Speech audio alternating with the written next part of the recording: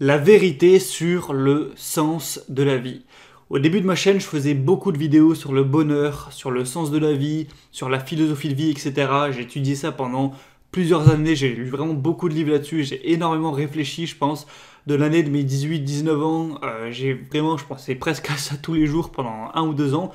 Et aujourd'hui, je vais essayer de te résumer toute ma philosophie, tout ce que j'en ai appris en une vidéo, pour vraiment t'apporter ma philosophie de vie, ma vision du sens de la vie de manière concrète, scientifique. Voilà, je vais pas te dire du bullshit parce que ces derniers jours, ces derniers temps même, je vois beaucoup de vidéos sur la spiritualité qui parlent voilà, sortir de son corps, de voir ce qu'il y a après la mort, d'être connecté, de s'incarner, en quoi tu vas t'incarner après ta vie ou je sais pas quoi. Enfin, pour moi, c'est comme si tu me parlais de Dragon Ball Z, de fantômes, de Harry Potter ou de trucs magiques. Enfin, ça n'existe pas, c'est du vent tout ça. Il n'y a aucune preuve que ça existe. Il y en a qui vont me dire ouais, mais hey, t'as aucune preuve que ça n'existe pas. Oui, mais dans ce cas-là, t'as aucune preuve que les Pokémon ils n'existent pas. T'as aucune preuve que Sangoku il est pas dans les nuages en train de faire des Kamehameha. T'as aucune preuve de prouver que moi je suis pas Dieu en secret. Voilà. Qu'est-ce qui te prouve que moi je suis actuellement pas Dieu? Bah voilà, il n'y a pas de preuve, donc ça n'a aucun sens de dire ça. Voilà, sinon Dieu c'est ectoplasma, hein. Je peux dire ça et t'as pas de preuve pour dire le contraire, donc c'est du gros n'importe quoi. Pour moi, pour le dire concrètement, honnêtement, tous les gens qui croient en des choses surnaturelles, donc les fantômes, les Pokémon, les dieux, les trucs, un ou plusieurs dieux, la réincarnation, voilà, les trucs qui n'existent pas hein, concrètement dans la vraie vie, qui sont pas prouvés scientifiquement, c'est du gros n'importe quoi. Et c'est juste des gens qui croient en ce genre de choses parce qu'ils n'ont pas le courage d'accepter la vraie vie comme elle est. Ils n'ont pas le courage de se dire je vais vivre 70 ans, crever et plus personne parlera jamais de moi. J'ai pas le courage de croire que voilà, si je me fais buter à 30 ans, ma vie sera finie, tout va devenir poussière et il n'y a rien après, je vais pas me réincarner, il n'y a pas de truc surnaturel, j'ai pas de but secret, de destin, de vie et tout. Voilà. Les gens ont pas le courage de se dire je suis un putain d'être humain sur une planète qui va elle aussi crever, je vais crever, ma vie n'a pas de sens, je peux mourir n'importe quand, j'ai pas de destinée, hein, voilà, je suis juste un être humain qui fait ses choix, qui fait ses trucs, et tout deviendra poussière, voilà, parce que ça leur fait peur en fait, c'est désagréable de réaliser ça, et du coup ils préfèrent se conforter dans des petites histoires du Père Noël, de la petite souris, des dieux, des Pokémon, et des trucs qui sortent du chapeau, quoi. Moi aussi je peux inventer des histoires à la con, hein, c'est pas, bref. Donc voilà mon avis sur tout ce qui est surnaturel, spiritualité, délire comme ça. Donc je crois en aucun dieu, je crois en aucune réincarnation ou quoi que ce soit. Les trucs, après j'étais mort et ensuite je suis allé dans les étoiles et tout, pour moi j'y crois pas.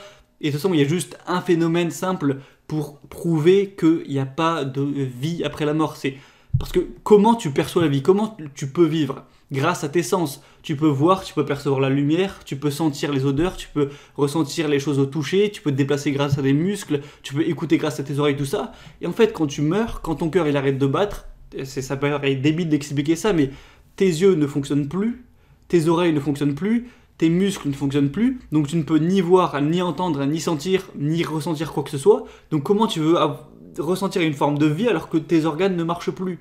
Tu pourras plus rien voir, tu pourras plus rien sentir, tu pourras plus rien écouter, tu pourras plus te déplacer. Donc non, il n'y a pas de vie quand tes organes ne marchent pas. C'est comme si moi je te prends une voiture, j'enlève le moteur, le pneu, la carrosserie et tout ce qui va avec. Ben, il n'y aura plus de voiture en fait, il n'y a plus rien, c'est hop, fini, il n'y a pas de voiture après la voiture, tu vois. Bon bref, donc ça c'était mon avis concret sur le sens de la vie. Le sens de la vie, c'est que c'est comme si je te demande c'est quoi le sens d'un tournevis, bah, c'est de tourner des vis. C'est quoi le sens d'un garagiste, c'est de réparer des voitures. C'est quoi le sens d'un développeur web, c'est de développer des sites web.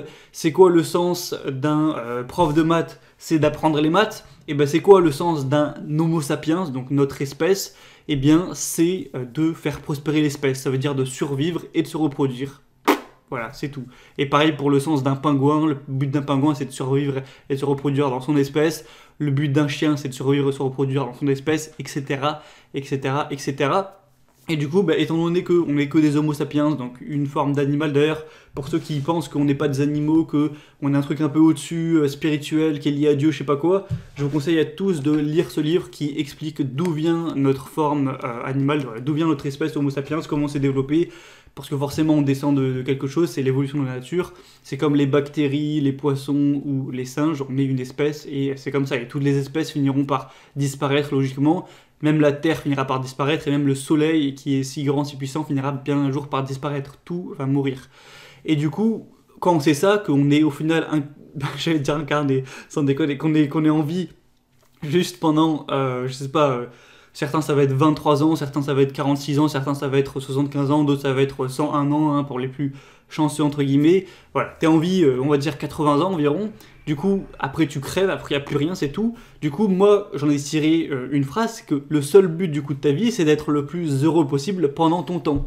Ça veut dire que pendant les 45, 65 ou 85 ans où tu seras en vie, faut que tu en profites le plus possible, que tu sois heureux pendant toute cette vie. Non pas heureux que de tes 20 à 23 ans, non pas heureux que de tes 10 à 17 ans, non, essayer d'être le plus heureux en moyenne globalement sur toutes les années de ta vie. Donc le but, je pense, celui qui a le mieux réussi sa vie, c'est celui qui, quand on prend la moyenne de son bonheur sur toutes les journées de sa vie, en 80 ans, qui aurait été en moyenne le plus heureux. Si t'es hyper heureux jusqu'à tes 30 ans, mais qu'après t'es malheureux, c'est de la merde. Tu vois ce que je veux dire? Enfin voilà, pour moi c'est ça le sens de la vie. Du coup, on en arrive à une question, c'est comment être heureux, comment être le plus heureux possible. Et il y en a plein qui pensent encore une fois que pour être heureux, il faut se lier à des trucs magiques, faut croire en Dieu, faut je sais pas quoi, faut s'incarner, faut faire de la méditation pour s'évader de son corps et toucher au vrai sens de la vie, des trucs, des étoiles, des je sais pas quoi, de la sagesse, de la spiritualité, enfin bref, pour moi c'est tout un tissu de conneries, il n'y a aucune preuve. Et tous les gens qui baignent là-dedans, qui baignent dans les délires de spiritualité, de médium, de trucs magiques, en général, je pense pas que c'est les gens les plus heureux. Hein. Ils n'ont pas l'air très heureux. Souvent, c'est des gens qui sont instables, qui ont des problèmes dans leur vie, qui sont voilà, un peu limites psychologiquement, qui n'ont pas forcément réussi dans la vie. Pas tous, hein, évidemment, je ne fais pas de généralité, mais parfois, en tout cas, c'est assez fréquent. Hein, c'est vraiment les gens qui sont le plus accomplis, le plus heureux. Et moi, je vais encore une fois rester dans la science, dans le réel, dans les choses concrètes, prouvées ici. C'est que pour être heureux, c'est pas compliqué. Il y a juste à remplir ses besoins humains. C'est-à-dire que, regarde, là, hop, je te sors quoi? Je te sors la pyramide de Maslow. Donc, en gros, c'est tout simple, c'est Abraham Maslow, c'est plus ou moins un psychologue il y a quelques siècles qui a hiérarchisé les besoins humains pour essayer de voir voilà, de quoi avait besoin pour être bien, pour être heureux, pour être satisfait l'espèce humaine, donc notre espèce. Et il y en a qui vont dire oh mais c'est pas pro et tout. Bien sûr qu'aussi. Tu prends quelqu'un, donc on va prendre le contraire, qui n'a pas ses besoins assouvis, donc ça veut dire qu'il n'a pas à boire, qu'il n'a pas à manger, qu'il n'a pas à baiser, qu'il n'a pas de quoi se reposer, qu'il n'a pas de sécurité, bref, qu'il n'a aucun des besoins. Il peut pas être heureux, voilà. Faut arrêter de se dire des conneries. Tu vas pas me montrer un mec qui est assoiffé, qui meurt de faim, qui a aucune sexualité, qui ne se repose pas, voilà, qui est hyper fatigué, etc. Enfin bref, qui a aucun besoin. Tu vas pas me montrer quelqu'un comme ça qui est heureux. Non. Tous les gens qui sont affamés et assoiffés ne sont pas heureux parce qu'ils ont de la douleur. Voilà, chaque seconde qui passe, ils ont de la douleur. Et tu veux pas être heureux avec de la douleur comme ça. Faut accepter notre condition. Et en fait, ce qui régule notre bonheur, donc les sensations agréables, le bonheur au final c'est que de la chimie, hein, c'est que des hormones dans notre corps, c'est le fait de satisfaire ses besoins ou non. Une fois que tu as pris un bon repas, que tu as satisfait un besoin, tu as des hormones agréables qui arrivent. Une fois que tu n'as pas satisfait un besoin, donc que ça fait trop longtemps que tu n'as pas bu et que tu as soif, tu as des sensations, donc par les hormones également, très négatives de douleur. Pareil, voilà, tu te fais mal au bras, c'est contre ton sens donc de survivre, ça te fait mal, et tu te reproduis, donc tu baises en gros, c'est pour tes sens, donc c'est-à-dire se reproduire, là, tu as des hormones agréables. En gros, c'est comme si on était manipulé hein, par voilà, un grand mec qui a tout codé sur son ordi et qui a fait, voilà, le but de ces êtres humains, donc de cette espèce, c'est de survivre et se reproduire. Dès qu'ils vont faire des actions envers la survie et la reproduction, je leur envoie des petites choses de dopamine pour leur faire plaisir et pour les motiver. Et dès qu'ils vont faire des choses à l'encontre de la reproduction et de la survie, donc comme se blesser, ne pas manger, ne pas boire, ne pas baiser, tout ça, je vais leur envoyer des trucs de frustration et de malheur. En gros, pour nous manipuler, sauf que la réalité, c'est qu'il n'y a pas de mec qui a décidé ça, c'est juste la nature, c'est juste l'évolution, et c'est tout. Et du coup, revenons-en aux besoins humains. Donc on a premièrement les besoins physiologiques, les besoins de sécurité, les besoins d'appartenance, les besoins d'estime et les besoins ou le besoin de s'accomplir. Et du coup, c'est simple, ça veut dire que pour moi, pour essayer de simplifier la chose, si tu n'as que les premiers besoins qui vont être comblés, je vais prendre le petit crayon, en gros, tu vas être heureux à 20%, ou on aurait pu mettre 1 sur 5. T'as les deuxièmes également besoins qui sont comblés, tu vas être heureux en gros à 40%. Ça veut dire qu'être heureux à 40%, ça veut dire que tu vas être... Bon, on en parlera après. T'as les troisièmes besoins aussi comblés, tu vas être heureux à 60%. T'as les quatrièmes, tu vas être heureux à 80%. Et t'as tout de rempli, donc tous les besoins remplis, tu vas être heureux à 100%. Et du coup, ça veut dire quoi être heureux à 20%, 100%, 60%? En gros, 20%, ça veut dire que t'es très peu heureux, voilà, t'es méga malheureux, t'es dans la merde. 40%, t'es pas très heureux, moyen. 60% t'es à peu près heureux, ça passe. 80% t'es bien heureux et 100% t'es très heureux. Et pour moi, du coup, le but, c'est évidemment d'essayer d'arriver à 100% et de le rester le plus longtemps dans son temps de vie. Sauf que c'est pas si facile de remplir ses besoins, c'est le combat qu'on mène tous les jours. Alors, dans notre société actuellement, en 2020, les besoins de faim, de soif, de survie, de repos, d'habitat, pour une très grande partie des gens en Occident, c'est bon, hein, je pense que t'as pas de mal à manger ou à boire, hein, donc ça, c'est déjà une facilité qu'on a grâce au robinet, grâce au supermarché, grâce à l'agriculture, donc c'est quand même une grande chance qu'on a, ça veut dire qu'on est presque tous de base à 20%, sauf pour ce qui est de la sexualité, voilà, je vais le souligner, parce que y a quand même pas mal d'hommes ou de femmes, surtout d'hommes hein, malheureusement, qui n'ont pas de sexualité. Après, il y aura un débat, est-ce que quand on se masturbe, ça compte comme résoudre le besoin, parce qu'au final, une fois que tu éjacules, tu as quand même le bien-être qui arrive. Voilà, ça, ce serait un débat, mais en théorie, en sexualité, donc pratiquer du sexe avec une vraie personne, avoir une relation sexuelle, il y a au final pas... Il n'y a pas une majorité d'hommes qui a une sexualité au final, malheureusement, surtout dans notre société. Ensuite, deuxièmement, on a le besoin de sécurité. Donc ça, c'est également en général comblé chez nous, occidentaux, de l'année 2020. C'est se sentir en sécurité, donc voilà, ne pas avoir peur quand tu sors dans la rue de te faire flinguer, de te faire agresser pendant que tu dors, tout ça, enfin voilà, de te sentir à peu près en sécurité. La plupart des gens l'ont. Ça, faire confiance, c'est en gros avoir quelques relations, avoir une famille ou une sorte de petite stabilité comme ça. Ça, je pense que également la plupart des gens l'ont. Besoin d'appartenance, là on arrive déjà à quelque chose de plus compliqué, c'est être aimé, écouté, compris, voilà, faire partie d'un groupe, avoir un statut. En gros, c'est avoir tout ce qui est vie sociale plus vie sentimentale. Et ça, déjà, on a quand même une bonne partie des gens, je pense, en Occident, qui ont une trop petite vie sociale ou tout simplement pas de vie sociale et également pas de vie sentimentale. Et du coup, pour remplir ses besoins, il faudrait avoir une personne avec qui tu es en couple, qui est aimante, ou alors avoir un cercle social qui t'épanouit, avoir des amis avec qui tu échanges, tu rigoles, tout ça.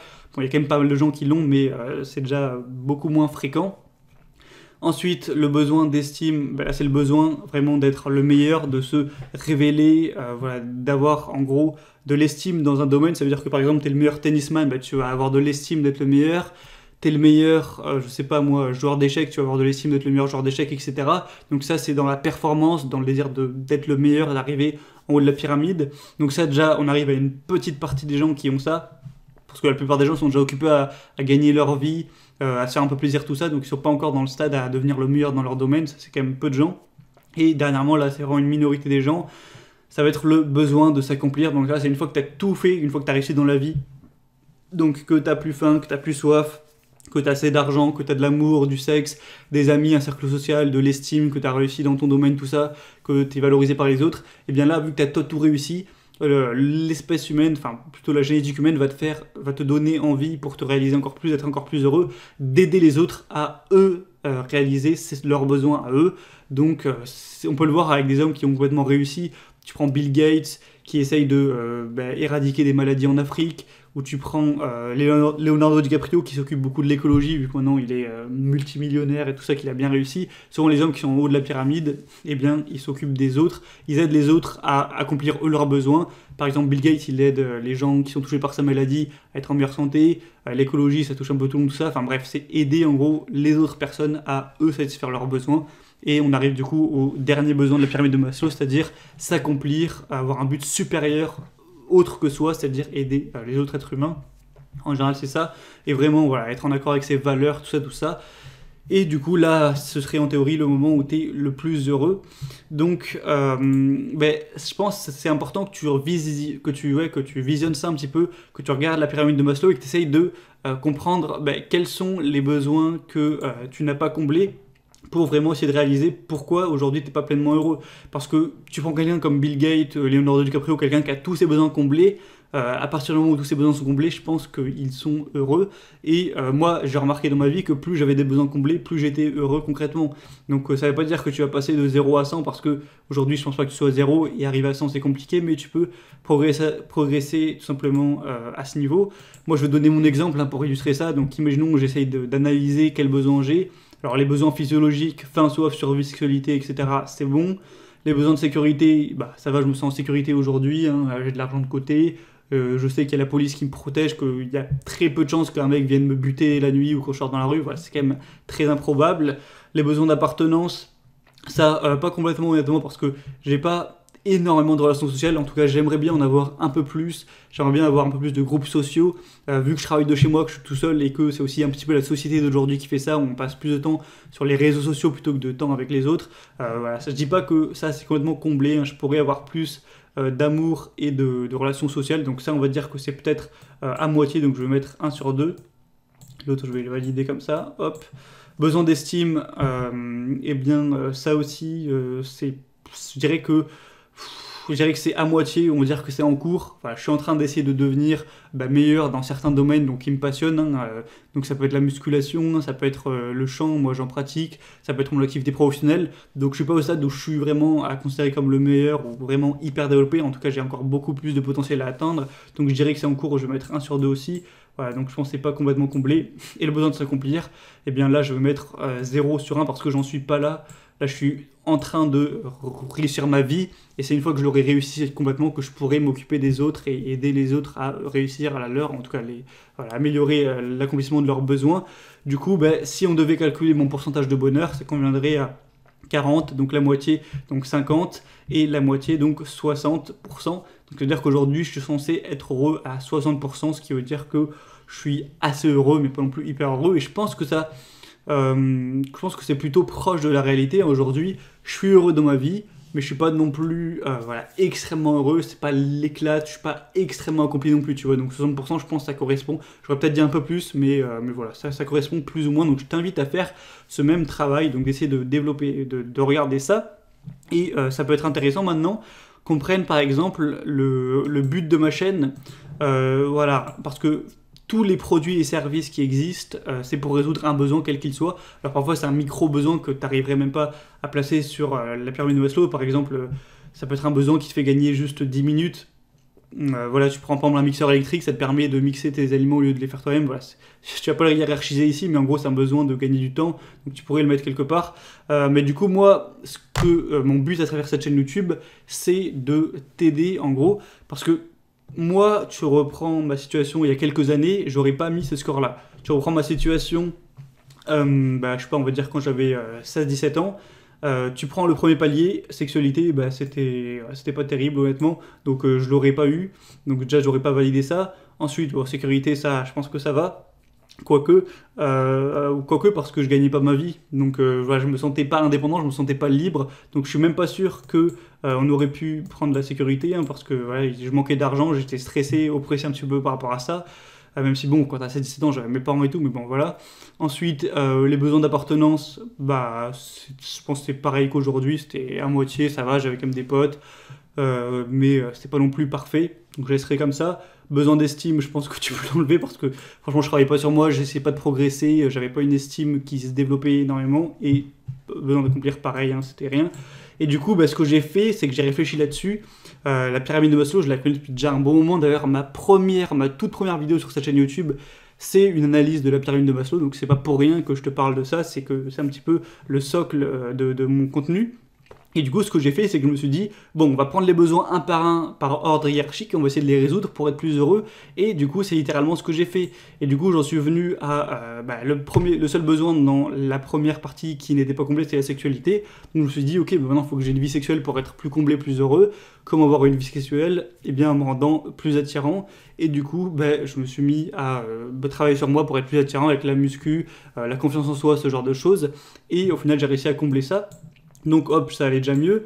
Ensuite, je me suis dit, bon, niveau argent, c'est un peu la merde, j'ai pas d'argent de côté, je gagne pas ma vie, je suis obligé d'être salarié dans un boulot qui me fait chier, qui m'oppresse, qui me stresse, je suis soumis, obligé de faire des choses pour mon patron et tout, parce que j'ai été à la fois salarié à l'époque, j'ai été aussi stagiaire, alors qu'avant j'étais étudiant, enfin bref, ça ne m'épanouissait pas du tout. Donc j'ai créé mon business pour gagner ma vie et pouvoir bénéficier de sécurité. Donc hop, ça a amélioré un peu mes besoins. Besoin d'appartenance, ça j'y ai pas encore beaucoup travaillé, même si un petit peu, mais c'est sûrement quelque chose que je développerai plus par la suite. Une fois que j'aurai plus de sécurité, voilà, financièrement, eh bien forcément je prendrai plus de temps pour développer un peu plus ma vie sociale, mes cercles sociaux, et vraiment combler ce besoin pour que je puisse valider celui-là. Le besoin d'estime, à l'époque je faisais rien dessus, mais j'essaie de développer ça, voilà, par exemple en lisant beaucoup, en progressant sur mes mes compétences au niveau du business, en faisant de la guitare, du chant, en progressant en muscu, voilà, tout ça c'est de l'estime de soi, c'est progresser sur soi, ça t'apporte de l'estime parce que les autres valorisent ses qualités, donc ça, ben, je me suis mis à y travailler alors qu'avant évidemment c'était zéro, peut-être pas complètement zéro, hein, parce que je faisais quand même des choses de ma vie avant, hein, ça passait par les jeux vidéo et tout, c'est quand même de l'estime au final, mais peut-être moins qu'aujourd'hui, et besoin de s'accomplir, ben, ça je le ferai également plus tard quand j'aurai réussi ma vie, forcément ça suivra dans les besoins. On peut pas passer outre, hein, c'est comme ça, c'est la nature humaine. Et du coup, bah, je reprends là où j'en étais. Le but de mon contenu, en gros, pour qu'un business marche quoi qu'il arrive, là je parle de mon contenu, mais je pourrais parler de plein d'autres choses, c'est de résoudre un ou plusieurs besoins. Et du coup, bah, tu vois, il y a plein de gens qui font du contenu, par exemple, ça va être pour être meilleur au ping-pong, ou meilleur dans une activité, bah, là c'est le besoin d'estime souvent qui rentre en compte. Attends, j'ai envie de dessiner, voilà, je vais me prendre une autre couleur. Hop. Ça va être soit le besoin d'estime qui va rentrer en compte. Il y a des gens qui vont faire des vidéos sur, ben, je sais pas, avoir des meilleures relations sociales, tout ça. Là, c'est le besoin d'appartenance qui rentre en compte. Et même si moi je parle de pas mal de choses au final sur ma chaîne, eh bien, le besoin qui regroupe tout ça, tout mon contenu, etc., c'est le besoin de sexualité. Pourquoi ? Parce que moi, au final, c'est le premier besoin que je me suis mis à résoudre alors que je ne le résolvais pas avant. Même si, également, on pourrait parler de, voilà, créer mon business, ça m'a apporté de la liberté, donc de la sécurité. Mais moi, je me suis focus là-dessus. Donc, c'est-à-dire ben, faire du contenu pour permettre à toi qui me suis d'être plus attirant. Donc, physiquement, comme j'ai dit avec la muscu, c'est pour ça que j'en parle beaucoup. Aussi, avoir une meilleure confiance en toi, un meilleur mindset pour continuer à progresser, gagner plus d'argent parce qu'on sait très bien que l'argent, ça joue aussi dans l'attirance. Et du coup, bah, après, l'argent, c'est double parce que l'argent, ça te permet à la fois d'être plus attirant, mais à la fois aussi d'avoir de la sécurité et de la liberté. Donc c'est multi-besoin, c'est pour ça que l'argent c'est si important. Mais voilà, le but de mon contenu en gros c'est de te faire devenir un meilleur homme. Alors il y aura pas mal de répercussions sur plein d'autres besoins, c'est certain, mais le besoin sur lequel je me suis concentré c'est le besoin de sexualité, donc être plus attirant pour pouvoir avoir une vie sexuelle ou avoir une meilleure vie sexuelle, parce que aussi il faut savoir que les besoins peuvent être comblés complètement ou non. Par exemple, si tu as hyper faim mais que tu manges juste quelques petites noix, tu vas combler le besoin mais partiellement, c'est pas non plus comme si tu prenais un énorme repas délicieux, sain et bien garni sur une table de roi. Et bien la sexualité c'est pareil, si bah, tu couches avec une fille qui te plaît moyen, que c'est pas terrible et tout, tu remplis le besoin, mais tu le remplirais mieux si tu couchais avec une fille avec qui tu connectes vraiment, qui t'excite, qui te plaît vraiment, tu vois ce que je veux dire. Donc le besoin aussi c'est de le combler de la meilleure manière qu'il soit. Et du coup, bah, où est-ce que je voulais en venir ? Le but de ma vie, c'est de remplir ses besoins. En fait, j'ai accepté le fait d'être uniquement rien d'autre qu'un homo sapiens mortel, voilà, qui va crever dans quelques dizaines d'années. J'ai accepté que le sens de ma vie, c'était de me soumettre à la nature parce que je peux rien.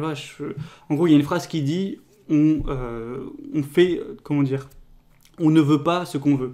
Une fois, j'étais en vacances au Pays de Galles avec mes parents, tout ça, et je réfléchissais à la vie, tout ça, c'est quand j'avais 19 ans, et j'en ai sorti une phrase qui était « on ne veut pas ce qu'on veut ». Ça veut dire que ce que tu veux aujourd'hui dans ta vie, donc vouloir baiser, vouloir plus d'argent, vouloir manger des trucs bons, etc., c'est pas toi qui as voulu vouloir ça, c'est ton corps qui l'a dégagé en toi, c'est tes besoins. Et d'ailleurs, je me suis rendu compte plus tard en regardant une série sur Netflix que ça venait de Schopenhauer, donc bah, ça m'a fait bizarre. Eh bien voilà, j'ai accepté ce truc-là, que je suis qu'un homo sapiens qui ne veut pas ce qu'il veut, qui a des besoins imposés. Et la meilleure chose et la seule chose à faire pour moi, c'est pendant que je suis en vie, donc pendant ces quelques dizaines d'années, de résoudre ces besoins pour derrière pouvoir avoir du plaisir, être heureux et faire ça jusqu'à la mort. Et une fois que je mourrai, bah, je serai mort, c'est tout. Et ça s'arrête là, le but de ma vie. Certains vont trouver ça triste, choquant et tout, mais une fois que tu l'as accepté, que tu as eu le courage d'accepter la réalité comme elle est, bah, tu es à l'aise avec ça. Tu sais que c'est pas du bullshit. Moi, voilà, je sais que c'est pas des conneries. Parce que de toute façon, j'ai déjà commencé à le faire, j'ai déjà résolu pas mal de besoins et je suis plus heureux qu'avant, même si je suis encore qu'à 60%. Le but, c'est de continuer à avancer là-dessus. Et du coup, ben, pourquoi je fais autant de vidéos ? C'est, alors mon intérêt personnel évidemment à la base, c'est à la fois parce que ça me plaît et à la fois pour me faire un business, donc pour gagner de l'argent, ça c'est mon intérêt personnel, hein, je ne l'ai jamais caché. Et l'intérêt du coup pour toi, c'est que je te donne les meilleurs conseils pour t'aider à faire la transition que moi j'ai faite, c'est-à-dire te rendre plus attirant et du coup augmenter les chances de résoudre ou de mieux résoudre tes besoins de sexualité parce que tu seras plus attirant, même si ouais, ça rentre aussi sur d'autres besoins. Et du coup, tu auras une meilleure vie, en tout cas à ce point-là, et après ce sera à toi de faire le travail pour augmenter tous ces autres besoins, et peut-être même que dans quelques années, je le dis, quand j'aurai vraiment fait le tour de la question à ce niveau-là, peut-être que je ferai du contenu plus sur le besoin d'appartenance, voilà, peut-être que la chaîne évoluera au fil des années, des dizaines d'années, hein, évidemment. Du coup voilà, j'avais envie de faire une vidéo pour reparler de ça, même si j'en ai déjà plus ou moins parlé. Voilà, ça me fait du bien de faire un topo parce que ces derniers jours, je pensais pas mal à ça, donc ça me fait du bien de clarifier tout ça. Tu peux me donner ton point de vue en commentaire, je sais qu'il y en a plein qui ne seront pas d'accord, parce que forcément, si tu crois en Dieu depuis 20 ans et qu'un mec vient de dire ça dans une vidéo, c'est pas facile de changer de point de vue. Hein, voilà, c'est explicable également au niveau psychologique, hein, tu changes pas tes valeurs comme ça. Au contraire, tu as souvent encore plus envie de te confronter dans tes croyances existences. Voilà, moi j'apporte ça, après chacun en fait ce qu'il veut. Et du coup on se retrouve prochainement pour plein d'autres contenus sur actuellement ce focus sur le besoin de sexualité, c'est-à-dire devenir un homme plus attirant. J'ai vraiment envie de me préciser là-dessus pour l'année qui suit parce que je pense que c'est vraiment important dans la vie d'aujourd'hui. Comme je l'ai dit, parce que la plupart des autres besoins sont comblés et la sexualité c'est quand même un besoin primaire, donc c'est hyper important. Donc voilà, du contenu sur la musculation, sur le mindset, sur l'intelligence, tout ce qui se touche à ça, sur l'argent également, pour te permettre et aussi sur les relations hommes-femmes, bien sûr, pour permettre de t'aider à essayer de résoudre ce besoin, même si tout le monde n'y arriveront pas. Malheureusement, j'essaye de t'apporter le meilleur de ce que j'ai appris pour optimiser tes chances de réussir à ce niveau. C'est à ça que sert mon contenu et mes formations, actuellement en tout cas. Donc si tu veux aller plus loin, tu peux, comme d'habitude, t'inscrire à la liste email, hein, c'est le premier lien dans la description. Tu rentres ton prénom, ton adresse email et tu auras un mail tous les dimanches. Là par exemple dimanche, je vais relancer ma formation sur les habitudes, parce que les habitudes c'est un truc extrêmement puissant pour progresser sur soi, pour se développer et pour derrière être plus attirant, ou même ça peut servir pour d'autres domaines. Donc si tu veux avoir cette énorme promo, y avoir accès, et plus recevoir du contenu tous les dimanches matin à 7h, c'est gratuit, tu as juste à t'inscrire, le lien est juste en dessous. Et du coup, on se retrouve prochainement pour du contenu. Encore une fois, si tu as une question, une suggestion, les commentaires sont là pour ça. Je te dis à la prochaine, porte-toi bien. Moi, je continue à résoudre mes besoins jusqu'à la mort. Et toi aussi, et tous les êtres humains, c'est ça, même si certains s'inventent des histoires. Et puis, c'est pas grave, j'ai envie de dire. C'est la vie, c'est la mort. Dans quelques dizaines d'années, je serai sûrement crevé. Peut-être que cette vidéo sera encore en ligne, mais moi, je serai mort. Et ceux qui la visionneront, au moins vous aurez eu un petit peu ma philosophie de vie, ce que j'en ai pensé. Et je pense que c'est juste du réalisme et que voilà, il n'y a rien de malsain à accepter la réalité comme elle est, de la vivre et d'accepter ensuite de mourir. En gros, d'accepter le jeu comme il est, d'accepter d'être un être humain et que c'est comme ça. Je te dis à la prochaine, à très vite, ciao.